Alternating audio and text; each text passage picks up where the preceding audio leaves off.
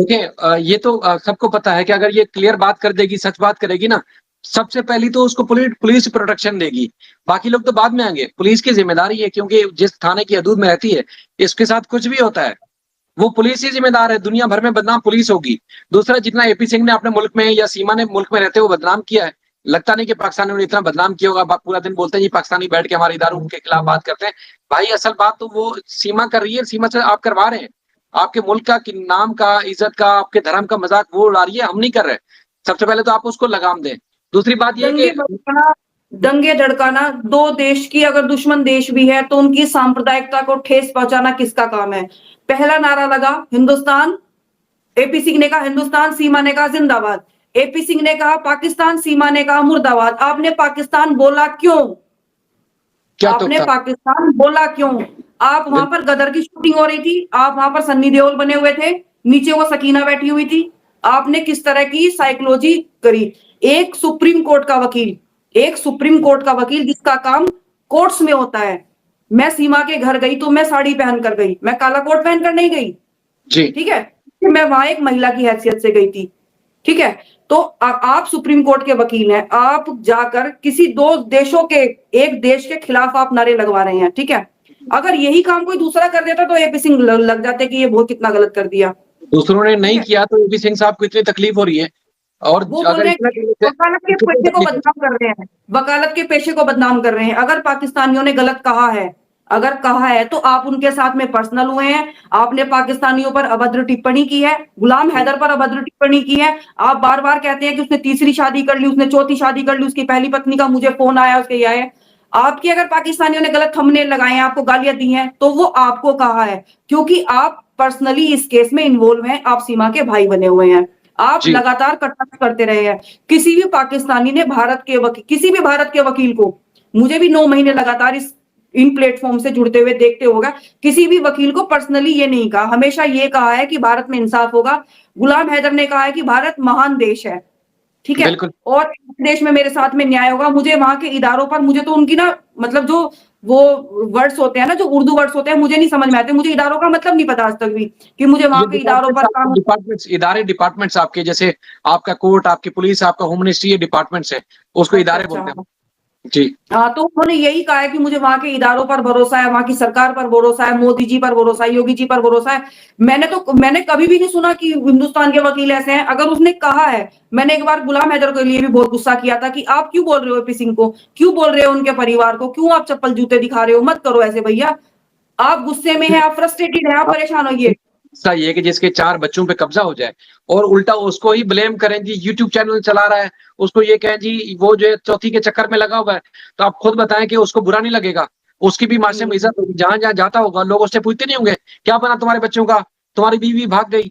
मतलब जिसकी बीवी और या बहन-बेटी भाग जाए, तो आप बताएं उसकी माशरे में कोई इज्जत रह जाती है। लेकिन इसकी फिर भी गुलाम हैदर की हिम्मत है कि सामने आके लोगों के सामने खड़ा होता है और अपनी आवाज़ बुलंद मैं करने की आपको कोशिश एक बात करता है। बताती हूँ, आपको थोड़ा अजीब लगेगा, लाइव बहुत लंबा हो गया। मैं भी जी, जी। आस्था माजी का भी लिंक आया था। अगर जी, हमारे यहाँ किसी की पत्नी गलत कर देती है और वो मेरे पास में केस लेके आए कि मेरी पत्नी ने दूसरे से ऐसे संबंध कर लिए या वो चली गई इस तरह से कर ली, मैं ये कर दूंगा, मैं वो कर दूंगा। मैंने कहा सुनो, जिस समाज में हम रहते हैं ना, मुझे बड़ी हंसी आती है ये बताते हुए कि तुम जाके कहोगे ना, तो पता तुम्हें 90% ये लोग बोलेंगे तेरे में कमी थी इसलिए तेरी लुगाई भाग गई। हाँ, यही बात। हाँ, हाँ, आप, वो केवल बच्चों के लिए 3-3 बेटियां हैं। और बिल्कुल। मैं बेटियों के लिए कहना चाहूंगी, ये कहते हैं कि इसने पिता मान लिया, इसने चाचा मान लिया, इसे बाबा मान लिया। एक बच्चियां, क्योंकि मेरी भी एक बेटी है, यंग है, बच्ची अपने पिता के संरक्षण से ज्यादा कहीं भी सुरक्षित नहीं हो सकती, कभी भी नहीं हो कहीं भी सकती। सुरक्षित कभी भी नहीं हो सकती। तो और ये दूसरा सच्चाई है।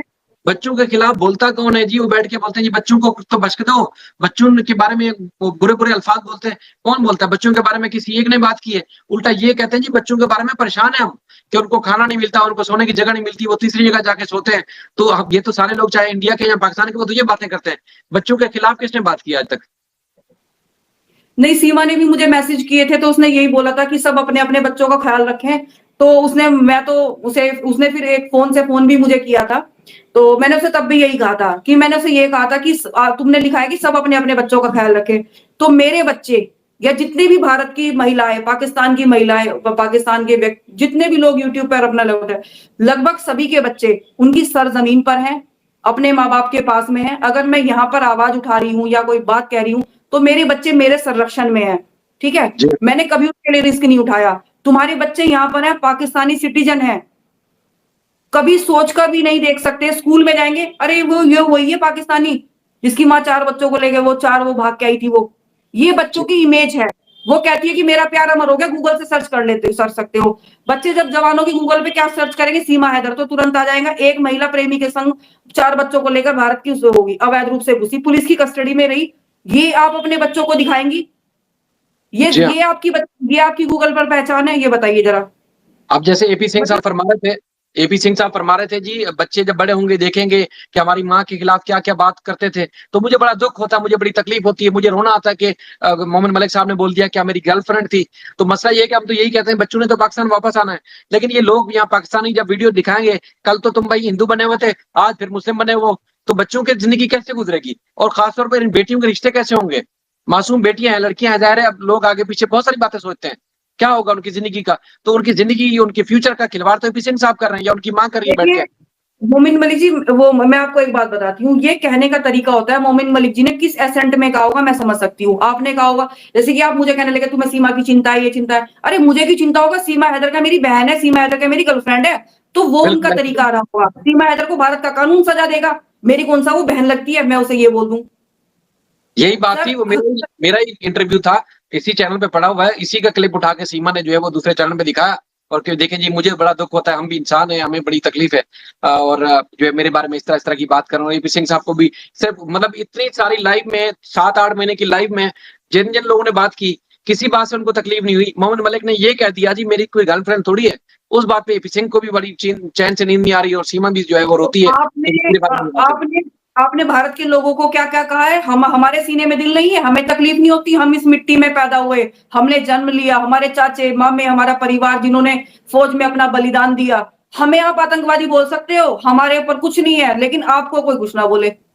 जी हाँ। मतलब ये वाली साइकोलॉजी है बिल्कुल। कुछ नहीं सर, आप छोड़िए इन सब चीज़ों को, केवल कानून से होगा जो कुछ होगा, आप विश्वास रखिए। और चलो कोई कानून इस तरह का नहीं है कि आपको ये फांसी दे देगा। गुलाम हैदर को भी आप यही बोलना। मैंने तो उन्हें जब उन्होंने मैंने समझा उनसे पूछा था कि आप अपना यूट्यूब चैनल बनाइए, उसे मोनेटाइज़ कीजिए, आप अर्निंग कीजिए। तो उन्होंने कहा कि नहीं मुझे ये सब नहीं करना है, मुझे तो अपने बच्चे वापस चाहिए। तो मैंने उन्हें कहा था कि आप इस चैनल को बना लोगे तो एक चीज़ सोच के बनाना, आप अपनी आवाज़ तो उठाओगे, लेकिन भविष्य में जब आपकी बच्चों की शादी होगी, बच्चों हम्म की शादी हो, ठीक है? तो आपकी तुम्हारी माँ इस तरह से गई थी और तुम्हारा बाप आकर यूट्यूब पर तू किस तरह से गुहार लगाता था, ये हमेशा के लिए सबूत हो जाएँगे। अगर गुलाम हैदर अपना चैनल डिलीट भी कर देता है, तो जी ये जी लोगों ने डाउनलोड कर करके इस तरह से डाल रखे। बहुत मुश्किल होगी बच्चों की, जीवन बहुत मुश्किल होगा। बहुत बहुत ज्यादा इतना मुश्किल होगा शायद मैं और आप सोच भी नहीं सकते हैं। ये सीमा को सोचना चाहिए, पी सिंह को सोचना चाहिए कि देखें जी बच्चे चाहे मुस्लिम रहें या हिंदू रहें, कम से कम वो इंसान रहेंगे और उनकी शादियां भी होंगी, और वो उनका धर्म बिल्कुल, कोई भी बिल्कुल। रहे, लेकिन उनको ताने जगह जगह मिलेंगे सुनने को कि तुम्हारी मां भाग गई थी। अब अगर मुस्लिम थी और वो भाग के हिंदू धर्म इख्तियार कर लिया उसने, तो वो उसके वो जो भागने का जो उसके ऊपर जो धब्बा लगा वो कभी धुलेगा नहीं। और इसी तरह चाहे कुछ भी हो उनके ऊपर वो इल्जाम तो रहेगा जी तुम्हारी माँ भाग गई थी, वो धर्म की बात आएगी। तो इसलिए आप उनकी बच्चियों की जिंदगी के साथ इतना मजीद खिलवाड़ मत करें, हम तो हमेशा उनसे ये रिक्वेस्ट करते हैं। चले सिस्टर, आपका मैंने बहुत टाइम ले लिया, तो इंशाल्लाह सर फिर ठीक है, बात ठीक होगी। ठीक है, अपना ख्याल रखिएगा, अच्छी बातें हुई, कोई है। बात बुरी लगी तो उसकी फिर से आपसे माजरत माजरत बोले तो सर सॉरी नहीं, आपको। नहीं, नहीं सर। सर नहीं, तो बस वो वाली जो गलतफ़हमी थी ना कि अमिताभ मलिक वो गई, सर मैं तो उसे कोई नोटों की गड्डी नहीं दे के आई हूँ। केवल एक उद्देश्य था कि जितने भी समय वहाँ रुकूँ, बच्चों को देख लूँ कि बच्चे सही हैं। एक माँ बनकर वहाँ गई थी, ऐसे कोई यूट्यूब चैनल चलाने के लिए नहीं गई थी। ना उसके यूट्यूब चैनल पर मेरा एक भी कमेंट नहीं मिलेगा कभी भी। कोई जी अपनी हाँ, वीडियो पे मैंने किया होगा शायद मुझे पता नहीं, वैसे मैंने वो भी नहीं किया होगा। ना उसे कभी कहा तू मेरा यूट्यूब प्रमोट कर दे, ना उसे कभी अपने चैनल पे बुलाया, तो सर ऐसा मुद्दा तो कभी हो ही नहीं सकता। ईश्वर ने जी जितना दिया है अपनी सरजमीन पर, अपने भारतवर्ष में बड़े गर्व के साथ में रहती हूँ, बड़ा आराम से अभी सो जाऊँगी। कल इसलिए नहीं जुड़ चुकी, आपके मैसेज भी पड़े हुए थे कि सर मैं 9 साढ़े 9 बजे तक मेरा लास्ट हो जाता है। अच्छा अच्छा, बिल्कुल क्योंकि अहमद सर साहब भी मेरा जल्दी सर मेरा कोई यूट्यूब नहीं चलता, मुझे कोई यूट्यूब से कमाई नहीं आती। और अपना जब प्रोफेशन वकालत किया तो सुबह अपना थैला उठा के चलना भी पड़ता है। सर मेरा तो सीमा की तरह नहीं है कि मैं दिन रात यही काम करती रहूं। और जी हाँ, जी। ये बात सच है, तो आपको जरूर देखती है। ये मैंने आपको खबरें पहले भी बताया। खबरें फसाद की जड़ अगर पाकिस्तान से है तो वो यही है, खबरें यहाँ से उठती हैं। आपको पता है कि मतलब गुलाम हैदर का खुद आप 6-7 महीने पहले बताएं, कोई ट्रैक आपको सीधा नजर आता था? सिर्फ ये था रोना धोना था, रोना धोना था। गुलाम हैदर जब कराची आए और मुझसे मुलाकात हुई, उसके बाद आप गुलाम हैदर की सुकून देखें, आराम देखें, उसके बाद फिर केस का ट्रैक देखें, वो सबके सामने है। कोई एक पैसा में नहीं लगाया, किसी से कोई भीख नहीं मांगी। और मैं तो हमेशा ऐलान करता रहा कि भाई कोई फंडिंग वंडिंग अगर इधर उधर कोई कर भी रहा है तो मैं हाथ जोड़ के बोलता हूँ, ये गुलाम हैदर का उससे कोई वास्ता नहीं है। गुलाम हैदर इज्जतदार था, इज्जतदार रहेगा, और हमेशा मैंने उसको कहा कि आप डटे रहो, और इसलिए उसका हम साथ खड़े हुए हैं।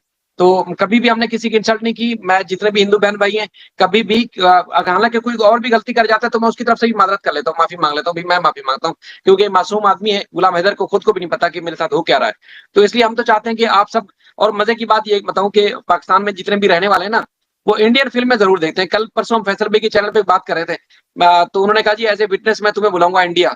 तो मैंने कहा मुझे एक चीज का बड़ा शौक है। कह रहे क्या? मैंने कहा मुझे संजय दत्त की मैंने फिल्में बहुत देखी हैं, और मुझे वहां आके ना यूं थोड़ी दादागिरी करनी है, थोड़ा कॉलर हिला के। तो कोई करने देगा? उन्होंने कहा नहीं, जूते पड़ेंगे, कमरे के अंदर कर सकते हो, बाहर नहीं दादागिरी कर सकते। तो मतलब आप लोगों की फिल्में देखते रहे, हम एंजॉय करते रहे जिंदगी को। आज भी गाड़ी में अगर कोई गाने चलते हैं तो वो इंडियन गाने चलते हैं, पाकिस्तानी, चाहे ड्राइवर हो अपनी कार में चला रहे हैं, फैमिली में, घरों में, तो पाकिस्तानी तो गाने भी नहीं चलते, इतना अटैच होते हैं सर एक इंडियन। पाकिस्तानी यूट्यूबर है, मैं बहुत ज्यादा लंबी बातें होगी, खत्म ही नहीं हो रही। एक पाकिस्तानी यूट्यूबर है सितारा यासीन करके।